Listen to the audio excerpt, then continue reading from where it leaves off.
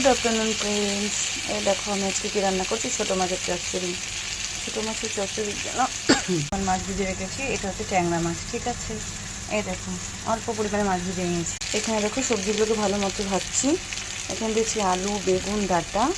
আর কোনো মশলা ইউজ করিনি, কারণ মশলা দিয়ে ছোটো মাছের তরকারি তো ভালো হয় না। মশলাটা ভাজা হয়ে গেছে, মানে সবজিটাকে ভালো করে ভাজা হয়ে গেছে।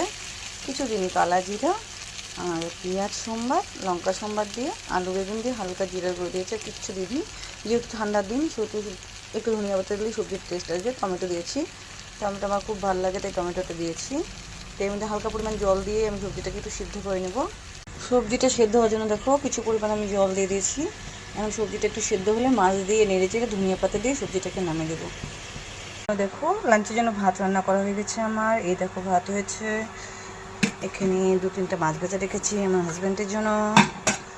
এখানে মসুর ডাল বানিয়েছি। এই দেখো মসুর ডাল হয়ে গেছে আর মাছের চচ্চড়ি আজকের লাঞ্চে। এদিকে সবজিতে দেখো আমি মাছ দিয়ে দিয়েছি। এই দেখো মাছ দেওয়ার পর ঝোলটা ফুটছে।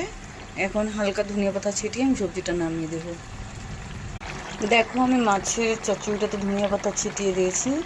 আমি এটা খুব মাখা বানাবো না, হালকা ঝোল ঝোল রাখবো, যেহেতু আমার বাড়িতে বাচ্চা আছে, নাহলে বাচ্চারা খেতে পারবে না, যার জন্য। এই দেখো আমি একটু নেড়ে দিলাম সবজিটাকে, ঠিক আছে। এই দেখো সবজিটা আমার কমপ্লিট হয়ে গেলো। কমপ্লিট আমার সবজি, আমার মাছের চচ্চড়ি কমপ্লিট। যদি কারো আমার ভিডিওটা ভালো লাগে প্লিজ একটা লাইক করে দিবেন। Tata, by.